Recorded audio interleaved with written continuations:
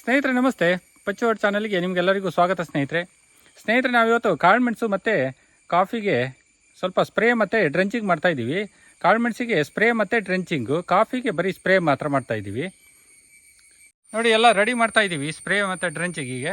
First drenching ಮಾಡ್ಕೊತೀವಿ ಮತ್ತು ಸ್ಪ್ರೇನೂ ಮಾಡ್ತಾ ಹೋಗ್ತೀವಿ, ಎರಡು ಮಾಡ್ತೀವಿ. ಇವತ್ತು ಏನು ಸ್ಪ್ರೇ ಮಾಡ್ತೀವಿ ಮತ್ತು ಡ್ರೆಂಚಿಂಗ್ ಎಲ್ಲ ಏನೇನು ಮಾಡ್ತೀವಿ ಅಂತ ಅದ್ರ ಬಗ್ಗೆ ಎಲ್ಲ ತಿಳಿಸ್ತೀನಿ. ಮತ್ತು ಯಾವುದಕ್ಕೋಸ್ಕರ ಡ್ರೆಂಚಿಂಗು ಸ್ಪ್ರೇನು ಮಾಡ್ತಿದ್ದೀನಿ ಅಂತಲೂ ತಿಳಿಸ್ತೀನಿ. ಮೊದಲು ದಯವಿಟ್ಟು ನನ್ನ ಚಾನಲ್ನ ಸಬ್ಸ್ಕ್ರೈಬ್ ಮಾಡಿ, ಲೈಕ್ ಕೊಡಿ, ಹಾಗೆ ನಿಮ್ಮ ಸ್ನೇಹಿತರಿಗೆಲ್ಲ ಶೇರ್ ಮಾಡಿ. ಸ್ನೇಹಿತರೆ, ಈ ಸಲ ಕಾಫಿ ಮತ್ತು ಕಾಳುಮೆಣಸಿಗೆ ಸ್ವಲ್ಪ ಮಿಲಿಬಗ್ ಪ್ರಾಬ್ಲಮ್ ಇದೆ. ಕಾಫಿಗೆ ಅಂತೂ ಮಿಲಿಬಗ್ ಪ್ರಾಬ್ಲಮ್ ಇದ್ದು ಒಂದು 4-5 ಕಾಫಿ ಗಿಡದಲ್ಲಿ ಫುಲ್ಲು ಕಾಫಿ ಬೀಜ ಫುಲ್ ಸೆಟ್ಟಾಗಿಬಿಟ್ಟಿದೆ. ಫುಲ್ ಬ್ಲಾಕ್ ಆಗಿ ಎಲ್ಲ ಪುಡಿ ಪುಡಿಯಾಗಿ ಉದುರೋಗ್ಬಿಡ್ತು. ಆಮೇಲೆ ಈಗ ಕಾಳುಮೆಣಸು ಬೇರು ಮೊನ್ನೆ ರನ್ನರ್ಸ್ ಎಲ್ಲ ಸ್ವಲ್ಪ ಕಟ್ ಮಾಡಿದ್ವು. ಹೊಸದಾಗಿ ಬಂದಿದ್ದು ರನ್ನರ್ಸ್ ಎಲ್ಲ ಇತ್ತು, ಅದು ಕಟ್ ಮಾಡಿದ್ವು. ಆ ರನ್ನರ್ಸಲ್ಲಿ ನೋಡಿದ್ರೆ ಅದರಲ್ಲೂ ಸಹ ಮಿಲಿಬಗ್ಗಳು ಕಾಣ್ತಾ ಇದೆ. ಅದಕ್ಕೆ ಮತ್ತೆ ಡಿಲೇ ಮಾಡೋದು ಬೇಡ ಅಂತ ಕೂಡಲೇ ಒಂದು ಸ್ಪ್ರೇ ಮಾಡೋಣ ಅಂತ ರೆಡಿ ಮಾಡಿದ್ದೀವಿ. ನೋಡಿ, ಇದು ಮೊನ್ನೆ ರನ್ನರ್ಸ್ ಎಲ್ಲ ಕಟ್ ಮಾಡಿ ಹಾಕಿರೋದು. ಈ ರನ್ನರ್ಸಲ್ಲಿ ಎಲ್ಲ ಮಿಲಿಬಗ್ಗಿತ್ತು. ಇದಕ್ಕೂ ಒಂದು ಸ್ಪ್ರೇ ಕೊಡ್ತೀವಿ.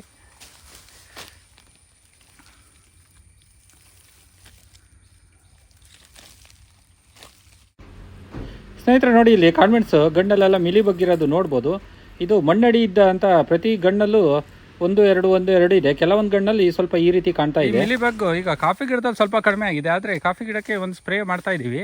ಮತ್ತು ನೆಕ್ಸ್ಟು ಕಾಳುಮೆಣಸಿಗೂ ಒಂದು ಡ್ರೆಂಚಿಂಗ್ ಸಹ ಮಾಡಬೇಕು. ಯಾಕಂದರೆ ನಾವು ರನ್ನರ್ಸಲ್ಲಿ ಇದೆ, ಇನ್ನು ಬುಡದಲ್ಲೆಲ್ಲ ಏನಾಗಿದೆ ಅಂತ ಗೊತ್ತಿಲ್ಲ. ಈ ವರ್ಷ ಮಳೆ ಕಡಿಮೆ ಇರೋದ್ರಿಂದ ಸ್ವಲ್ಪ ಮಿಲಿಬಗ್ ಪ್ರಾಬ್ಲಮ್ ಜಾಸ್ತಿ ಇದೆ ಅಂತ ಅನಿಸುತ್ತೆ. ನೋಡಿ, ಅದಕ್ಕೋಸ್ಕರ ನಾವು ಏನು ಮಾಡ್ತಾಯಿದ್ದೀವಿ ಅಂದರೆ ಒಂದು ಮ್ಯಾಟ್ಕೋ ಹಾಕ್ತಾಯಿದ್ದೀವಿ, ಫಂಗಿಸೈಡು. ಇದು ಮೆಟಲಾಕ್ಸಿಲೈಟು ಮ್ಯಾಂಕೋಸಬ್ 64%. ನಾನು ಇದು ವರ್ಷಕ್ಕೊಂದು 2 ಸ್ಪ್ರೇ ಮತ್ತು ಡ್ರೆಂಚಿಂಗ್ ಮಾಡ್ತಾಯಿದ್ದೀನಿ. ಈ ವರ್ಷವೂ ಒಂದು ಡ್ರೆಂಚಿಂಗ್ ಹೇಗಿದ್ರೂ ಮಾಡಲಿಕ್ಕಿದೆ.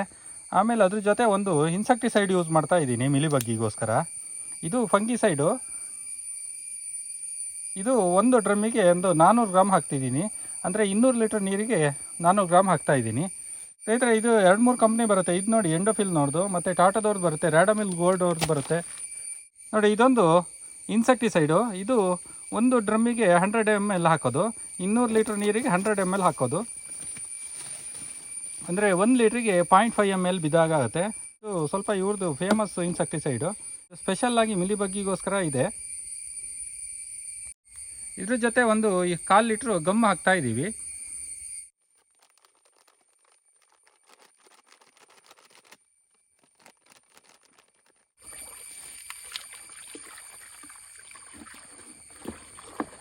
ಡೈರೆಕ್ಟಾಗಿ ಡ್ರಮ್ಮಿಗೆ ಸಹ ಹಾಕ್ಕೊಳ್ಬೋದು.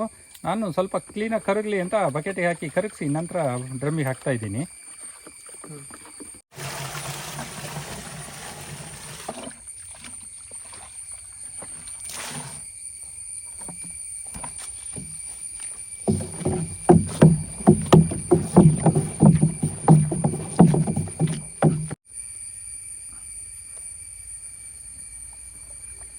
ನೋಡಿ, ಇದು ಇನ್ಸೆಕ್ಟಿಸೈಡು. ಇದು ನೋಡಿ ಗಮ್ಮು, ಇದು ಸೂಪರ್ ವೆಟ್ ಗಮ್ ಹಾಕಿದ್ದೀನಿ. ಇದು ಒಂದು ಡ್ರಮ್ಮಿಗೆ ಒಂದು 300 ml ಹಾಕ್ಕೊಂಡಿದ್ದೀನಿ.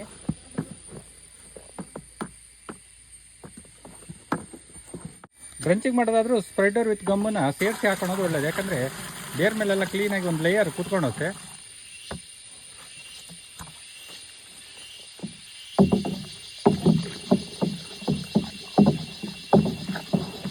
ನೋಡಿ, ಈಗ 1 ಡ್ರಮ್ ಔಷಧಿ ಮಾಡಿದ್ದೀವಿ. ಈಗ ಹೊಡಿಲಿಕ್ಕೆ ಸ್ಟಾರ್ಟ್ ಮಾಡ್ತೀವಿ. ನೆಕ್ಸ್ಟ್ ನಿಮಗೆ ಈ ರನ್ನರ್ಸ್ಗಳನ್ನ ನಾಟಿ ಮಾಡೋದು ಹೇಗೆ ಅನ್ನೋದ್ರ ಬಗ್ಗೆನೂ ತಿಳಿಸ್ಕೊಡ್ತೀನಿ. ಎಷ್ಟು ಗಂಡು ಬಿಟ್ಟು ನಾಟಿ ಮಾಡಬೇಕು, ಹೇಗೆ ಮಾಡಬೇಕು ಅಂತ ಅದನ್ನು ನೆಕ್ಸ್ಟ್ ವೀಡಿಯೋದಲ್ಲಿ ತಿಳಿಸ್ತೀನಿ. 2-3 ಟೈಪ್ಸಲ್ಲಿ ನೆಡ್ಬೋದು. ನಾನು ಹಿಂದಿನ ವೀಡಿಯೋದಲ್ಲಿ ತೋರಿಸಿದ್ದೀನಿ, ಆದರೂ ಕೆಲವರು ನೋಡಿರಲ್ಲ, ಅದಕ್ಕೆ ನೆಕ್ಸ್ಟ್ ವೀಡಿಯೋದಲ್ಲಿ ತಿಳಿಸ್ತೀನಿ. ನಿಮ್ಮ ಸಪೋರ್ಟ್ ಹೀಗೆ ಇರಲಿ. ನೆಕ್ಸ್ಟ್ ವೀಡಿಯೋದಲ್ಲಿ ಮತ್ತೆ ಸಿಗೋಣ. ಬಾಯ್.